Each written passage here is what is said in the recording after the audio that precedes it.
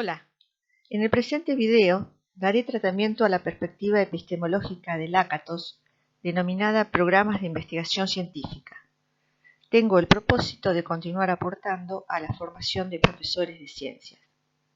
Soy la doctora Silvia García de Cajén y a mi espalda tengo el pizarrón de mi clase de hoy. Pretendo dar interpretación a la información que ha quedado plasmada en mi pizarrón. Utilizaré mapas conceptuales para explicar y significar la metodología de los programas de investigación científica de Lakatos.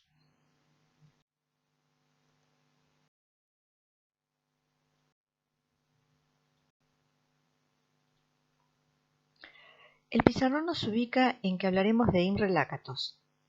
Imre Lakatos nació en Hungría en 1922. Vivió tiempos de guerra y persecución, primero bajo el nazismo y luego bajo el poder soviético. Hasta se tuvo que cambiar su apellido original Lifshitz, poniéndose Lakatos, y finalmente escapó de su país hasta radicarse en Londres. Ahora, ¿cuáles son las raíces epistemológicas de Lakatos? De inicio, Lakatos tiene formación científica. Luego, en Londres, se formó en filosofía, siendo discípulo de Popper.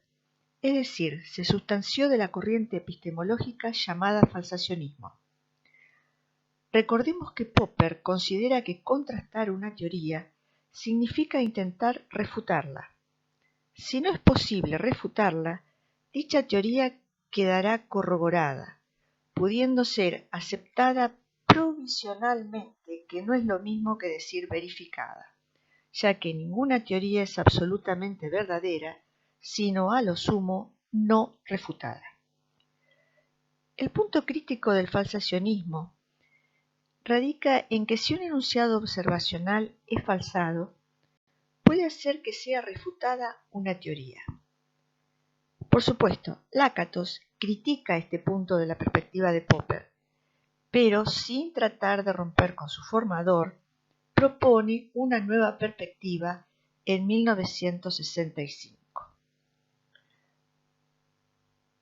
En 1965, Lakatos ya conocía la obra del filósofo e historiador de la ciencia Thomas Kuhn, quien ya en 1962 había postulado una nueva perspectiva epistemológica en su libro Estructura de las revoluciones científicas. Kuhn fundamentalmente puso énfasis en el papel que tiene la historia de las ciencias para entender que las teorías son estructuras y no constructos aislados que pueden caer por una simple refutación de base empírica. La historia de la ciencia respaldaría que en la construcción de conocimiento científico existe confrontación, pero entre teorías rivales y entre ellas con la experiencia. Entonces la falsación se daría por dicha confrontación, no por una simple falsación de un enunciado observacional. Podríamos preguntarnos por qué tratamos primero la perspectiva de Lakatos si Kuhn expuso primero la suya. Simplemente porque para la comprensión de las posturas epistemológicas de Lakatos presenta cierta continuidad con Popper. Y tratado Lakatos, se está en condiciones de dar paso después a la postura de Kuhn. El papel que toma la historia de la ciencia en la concepción de la ciencia es tan trascendental que ubica la perspectiva de Lakatos en el contexto de descubrimiento, contexto que pone énfasis en cómo se construye el conocimiento científico. Distingámosla de aquellas perspectivas del contexto de justificación, tales como el inductivismo, hipotético-deductivo y falsacionismo, que buscaban verificación del conocimiento científico a través de la demostración, a través de la lógica, por ejemplo.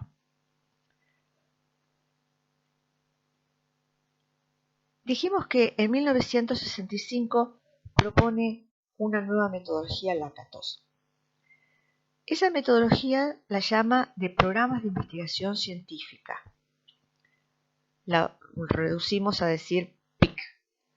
De nutrirse de las corrientes epistemológicas de Popper y Kuhn, Lakatos toma algunos aspectos y critica otros.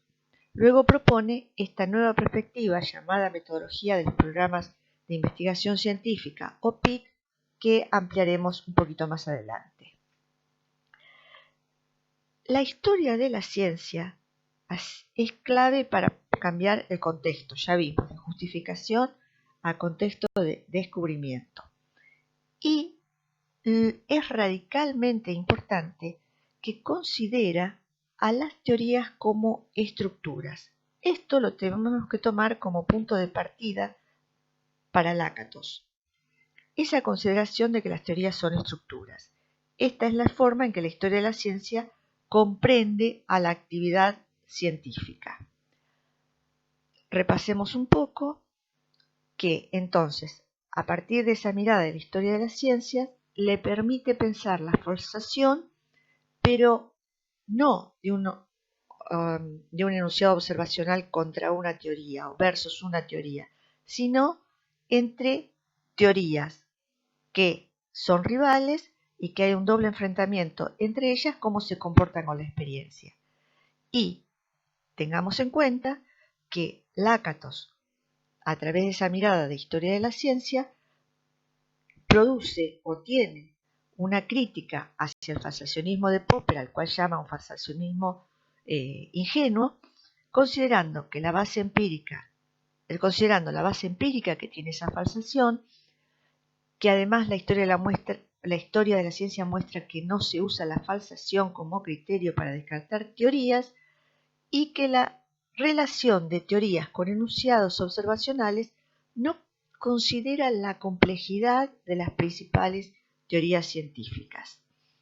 De todo esto que hemos desarrollado en esta parte, la cuestión de teorías como estructuras es fundacional para esta mirada de Lakatos y que proviene del énfasis que pone en la historia de la ciencia la perspectiva que ya había presentado Kuhn. Ampliaremos un poco sobre cómo entendemos qué es esto de teorías como estructuras.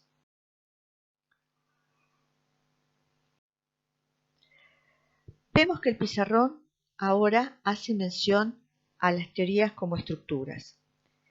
Y este es un concepto que vale desarrollar. Al decir teorías como estructuras, estamos significando a las teorías como totalidades que tienen algún tipo de organización, orden y relaciones que mantienen entre sí las partes de un todo. Esta concepción de las teorías como estructuras tienen razones que se respaldan en tres argumentos. Veámoslo. El argumento histórico es un argumento que procede de la historia de la ciencia, la cual revela que la evolución y el progreso de la ciencia muestran una estructura. Por ejemplo, la teoría copernicana o la teoría de Newton, por ejemplo. Recordemos que Copérnico fue el responsable de sacudir los fundamentos de la ciencia del 1600 con su teoría heliocéntrica. El otro argumento, el filosófico, antes de decir esta afirmación, vamos a recordar que es conocida la pretendida objetividad de los enunciados observacionales que sostiene el inductivismo, el hipotético deductivo y el falsacionismo. Objetividad fuertemente criticada y que parte de la idea de que la observación no tiene supuestos teóricos previos. Frente a ello, surge un nuevo e importante lema de la concepción de la ciencia. La observación depende de la teoría.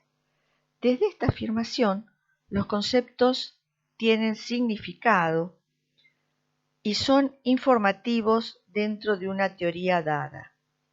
La capacidad de explicación de los conceptos dependerá de la capacidad de explicación de la teoría en que están integrados. Es decir, un concepto científico Un concepto científico juega un papel que debe estar definido dentro de una teoría.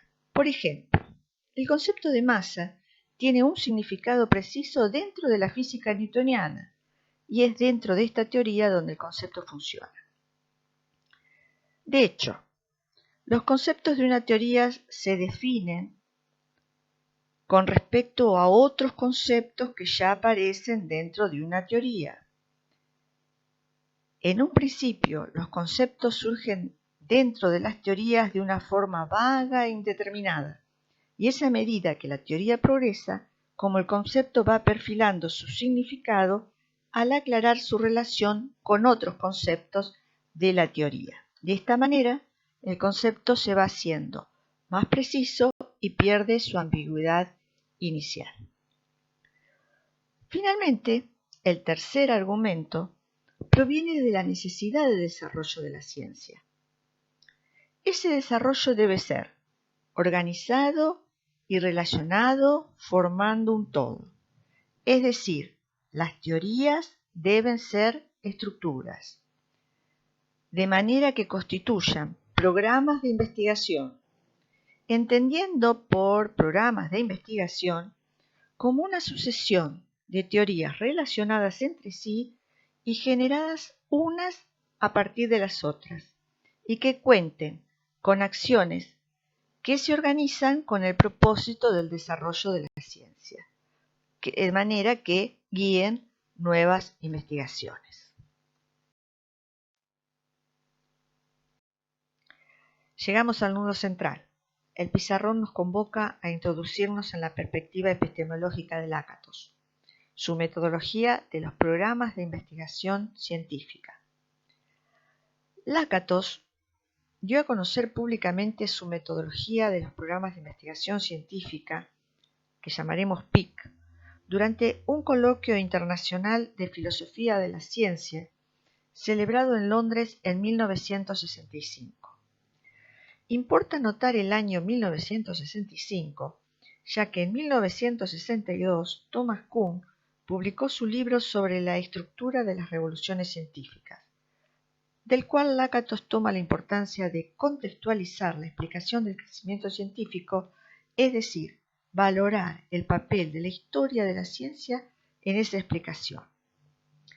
Tengamos en cuenta que la filosofía de la ciencia de Lakatos se propone como objeto fundamental la evaluación objetiva del desarrollo científico. Eso no lo debemos olvidar.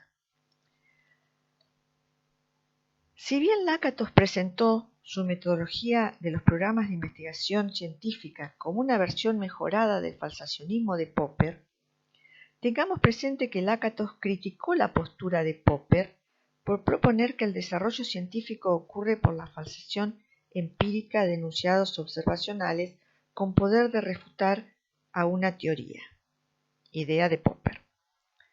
Criticó también a Kuhn, atacando la representación que Kuhn ofreció del progreso científico como revoluciones científicas, o sea, ni como falsación ingenua ni como revoluciones científicas, piensa Lakatos que fuera la evolución de la ciencia.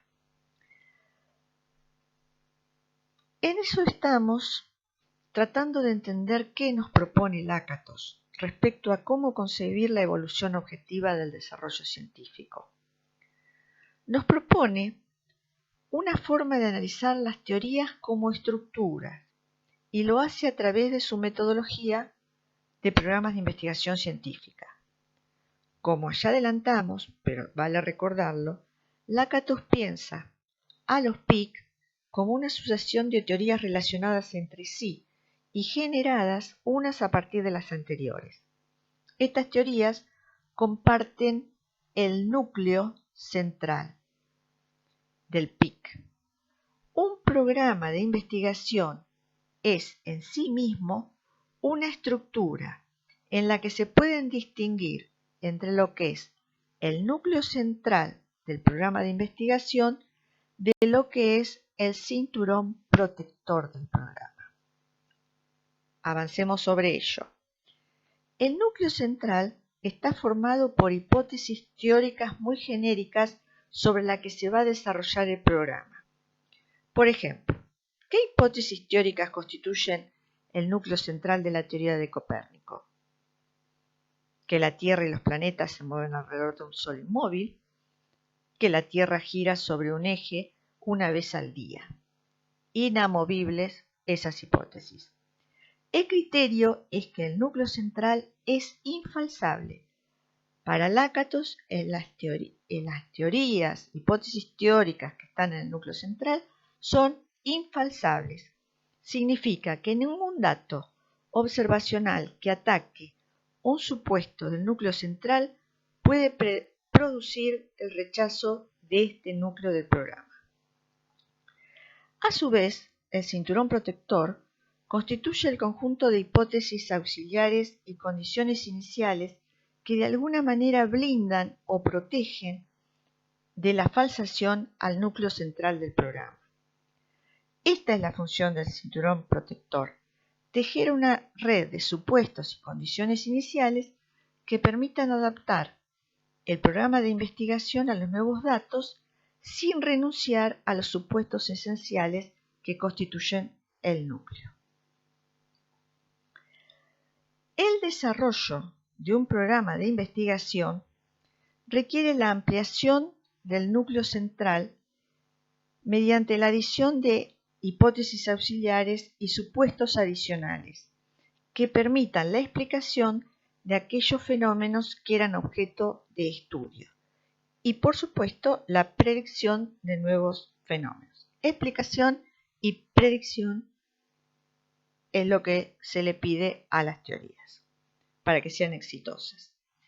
El desarrollo del PIC también implica adicionar técnicas matemáticas y técnicas experimentales, es decir, un desarrollo en lo teórico, lo experimental y en el lenguaje matemático que expresa las relaciones descubiertas por la ciencia son los requisitos para ese progreso del PIC. Hemos visto la estructura del PIC. Ahora, además de esta estructura, en un programa de investigación también encontramos una especie de guía que conduce a cómo desarrollar el programa de investigación, cómo ir o guiarnos hacia futuras investigaciones. Esas normas o métodos que guían el aumento del conocimiento en futuras investigaciones las vamos a llamar heurística. Y Lakatos diferencia dos tipos de heurística: la heurística negativa y la heurística positiva. Recordemos, hablamos de heurística, hablamos de normas o métodos que guían el aumento del conocimiento de las futuras investigaciones. Es decir, estamos en la parte metodología, ¿sí? Para que pueda crecer el conocimiento dentro del programa. La heurística negativa indica lo que se debe evitar en el PIC. Específicamente, y escuchen bien, prohíbe la refutación del núcleo central. La heurística positiva indica el camino que sí se debe seguir en el desarrollo del programa. Esta heurística positiva aplica al cinturón protector, cuyas hipótesis auxiliares son puestas a prueba. Estas hipótesis auxiliares, si son corroboradas, suman al desarrollo del PIC, mientras si son falsadas, se toman como anomalías del PIC. Mientras haya pocas anomalías, no va a ser un problema. Cuando se vayan sumando muchas anomalías que no se puedan superar, ahí aparecerá otra historia. Esta estructura y este método del desarrollo del programa conforman un modelo que podemos esquematizar o que se esquematiza de esta manera. Modelizamos entonces un núcleo central rodeado por un cinturón protector y luego la heurística negativa que indica lo que no se debe hacer el núcleo central justamente no falsar, mientras que la heurística positiva indica lo que sí se puede hacer en relación con la metodología que aplica al cinturón protector. Los programas de investigación tienen una específica metodología para que progresen o no las teorías. Esa metodología consiste en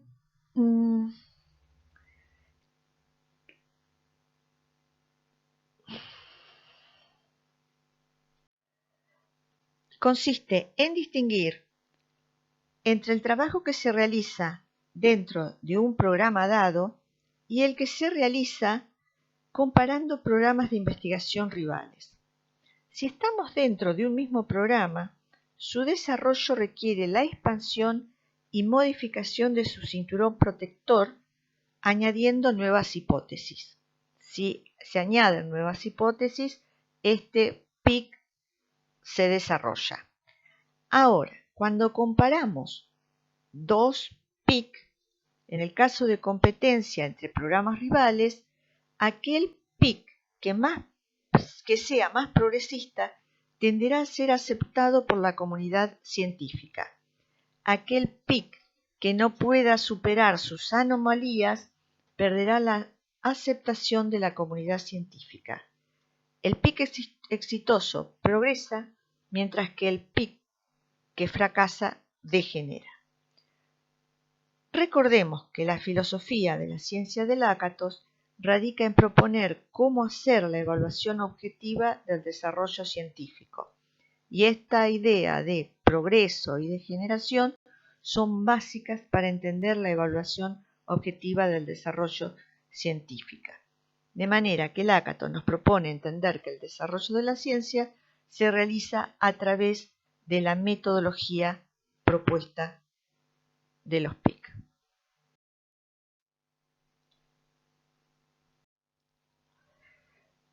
Veamos ahora. El pizarrón remarca que es importante concentrarnos y profundizar más información de los PIC. Entonces, y ya habiendo realizado un recorrido explicativo de la metodología de los programas de investigación científica, haremos un rescate que sintetice los aspectos fundamentales. ¿Qué son los PIC? ¿O qué es un PIC? Bueno, son estructuras integradas por 4 componentes: el núcleo central, el cinturón protector, la heurística negativa, la heurística positiva. Partes que plasmamos en el modelo de la figura. Sobre este modelo básico,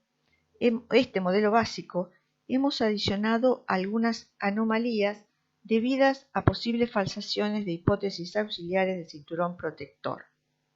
Núcleo central, con las hipótesis teóricas generales y los principios infalsables, el cinturón protector con las hipótesis auxiliares y la posibilidad de crecimiento y puesta a prueba, la heurística negativa, que sostiene la infalsabilidad de las teorías del núcleo, la heurística positiva, que son las normas que hacen crecer el PIC, y por otra parte, que es importante, vemos que el modelo está atravesado por 2 flechas. Con esas flechas queremos significar que el PIC está contextualizado en la historia de la ciencia. Lakatos distingue entre la historia interna y la historia externa de una teoría científica. La historia interna de una teoría es su reconstrucción racional a la luz de una metodología concreta, ya sea la metodología de PIC o de cualquier otra postura epistemológica. Esta reconstrucción explica el modo en que unas primeras teorías han sido sustituidas por otras, dando así lugar a un progreso científico. De alguna manera nos estamos refiriendo a la historia de las ideas científicas. Mientras que la historia externa es la identificación de las circunstancias sociales, políticas, económicas que han podido influir en el desarrollo de esa ciencia. Esta historia externa es la que con frecuencia se piensa como que es la historia de la ciencia, en desmedro de la historia interna, que en definitiva es la que nos habla del mismísimo progreso científico. El propio Lakatos afirma que la reconstrucción racional o historia interna es primaria y fundamental, mientras que la historia externa es secundaria, ya que los problemas más importantes de la historia externa son definidos por la historia interna. Indudablemente, la perspectiva de Lakatos está en el contexto de descubrimiento. Desde la parte inferior del pizarrón nos sigue reclamando tres cuestiones: la historia de la ciencia, el supuesto que la observación depende de la teoría y el progreso de la ciencia. Recordemos que estas tres cuestiones son la base de los argumentos de la concepción de la teoría como estructuras, que es la concepción génesis de los PIC. Reflotamos dichos argumentos y vemos cómo se articulan en la síntesis que estamos haciendo. ¿Cuáles son los supuestos metodológicos de los PIC? Sinteticemos. Las teorías que están en el núcleo central son infalsables. La observación depende de la teoría. Relacionado acá. Existe una historia de la ciencia interna y una historia de la ciencia externa de los PIC. Nos preguntamos, ¿cómo sucede el progreso de la ciencia según los PIC? Un PIC progresa cuando la teoría conduce a descubrir hechos nuevos. Lakatos reconoce el papel trascendental que desempeñan las predicciones en los PIC. El éxito de las conjeturas del cinturón protector llevan al progreso. El progreso es racional. ¿Qué significa que es racional? Que es a través de una crítica que da oportunidad a los PIC en crecimiento. Y, fundamentalmente, el éxito o fracaso de un PIC depende de la historia de sus desarrollos y no de sus derrotas o victorias aisladas. Todo vemos que está relacionado con estas llamadas que teníamos del pizarrón en la parte inferior. De toda perspectiva epistemológica, nos importa saber dónde radica la objetividad. Nos preguntamos dónde ubica Lakatos la objetividad de los PIC. Justamente, la crítica es la base del crecimiento de los PIC. El crecimiento se contextualiza en la historia de la ciencia. Ahí está ubicada la objetividad para Lakatos. Otro tema imposible de evitar para cualquier perspectiva epistemológica se refiere a explicitar la demarcación de la ciencia, que consiste en definir los límites que configuran el concepto de ciencia, qué es ciencia y qué no es, para cada perspectiva. ¿Cuáles son los criterios de demarcación que propone Lakatos? Lakatos considera: los PIC miden su éxito en base a su poder heurístico. Recordemos heurístico como las normas que guían el progreso. Un PIC regresivo, sin heurística positiva y centrado en anomalías, se aleja de ser científico. La historia del PIC es importante para esta demarcación. Vemos cómo juega en todas estas cuestiones metodológicas la historia de la ciencia. Por eso estamos dentro del contexto de descubrimiento.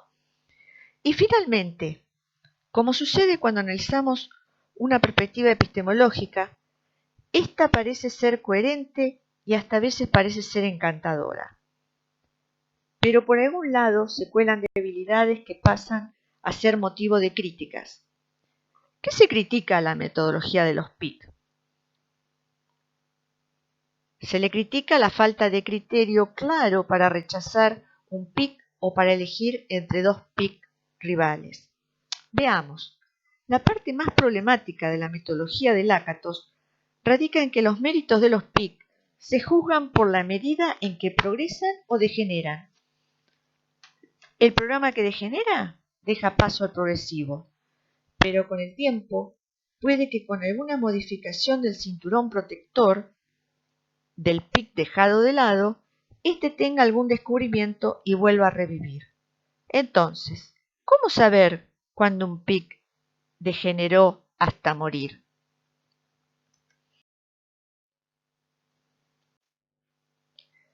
A pesar que Lakatos vio su carrera truncada en un momento de gran fertilidad a sus 52 años, la perspectiva de Lakatos impactó sobremanera tanto en el ámbito de las ciencias naturales como en las sociales. Su trabajo es recordado como un valioso esquema para la evaluación del progreso y o de generación del conocimiento de cualquier área científica de investigación. Será provechoso poner esfuerzo en encontrar aportaciones de la perspectiva epistemológica de Lakatos a la formación de profesores de ciencia. Encontremos algunas vinculaciones. Para ello, rescato algunas ideas de la metodología de Lakatos que podrían ser consideradas en la enseñanza de las ciencias. Veamos. Los PIC tienen núcleos centrales resistentes al cambio. La observación depende de la teoría. Existe una historia de la ciencia interna y externa del PIC. El progreso es racional, a través de una crítica que da oportunidad a los PIC en crecimiento.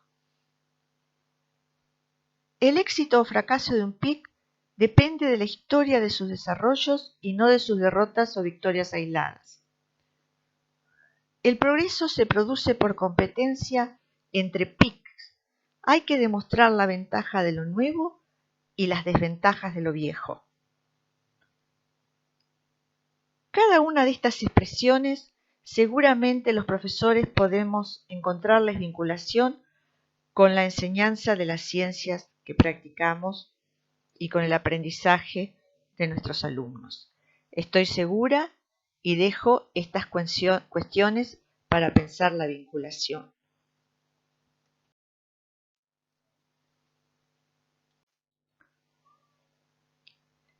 Es asombroso cuánta información escondía este pizarrón de la clase de hoy. Hasta la próxima. Muchas gracias, Silvia.